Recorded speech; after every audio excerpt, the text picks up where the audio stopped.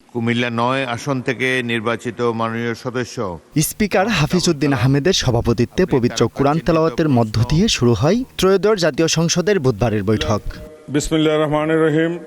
সম্পূরক প্রশ্ন উত্তর পর্বে রাজধানী ঢাকার ক্রমবর্ধমান জনচাপ ও নাগরিক সমস্যা নিয়ে আলোচনায় গুরুত্ব পায়। কুমিল্লা ৯ আসনের সংসদ সদস্য আবুল কালাম এ প্রশ্ন তোলেন।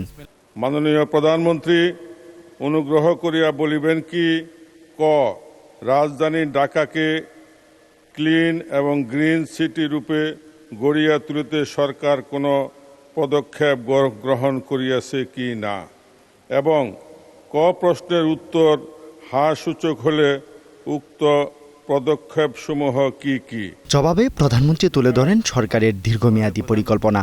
রাজধানী ঢাকাকে ক্লিন এবং গ্রিন সিটি রূপে গড়ে তুলতে স্থানীয় সরকার বিভাগের আওতায় ঢাকা উত্তর ও দক্ষিণ সিটি কর্পোরেশনের মাধ্যমে নানাবিধ পদক্ষেপ নেওয়া হচ্ছে। প্রধানমন্ত্রী জানান, দেশের বিভিন্ন অঞ্চলে শিল্পায়ন, চিকিৎসা সেবা এবং মানসম্মত শিক্ষা প্রতিষ্ঠান গড়ে তোলার কাজ চলছে। বর্তমান সরকার বিভিন্ন শিল্পায়ন গড়ে তোলার লক্ষ্যে দেশের বিভিন্ন জায়গায় বিশেষ শিল্পায়িত অঞ্চল গড়ে তোলার চেষ্টা করছে। একই সাথে আমরা চেষ্টা করছি দেশের বিভিন্ন জায়গায় চিকিৎসা সেবাও গড়ে তুলতে।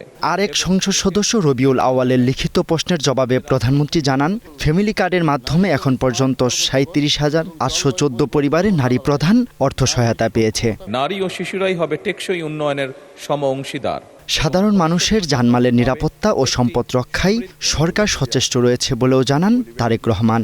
গরিব, অসচ্ছল এবং কর্মক্ষম জুবায়ের আহমেদ, গ্রিন নিউজ, ঢাকা। লক্ষ্যে ভালনারেবল উইমেন বেনিফিট কার্যক্রম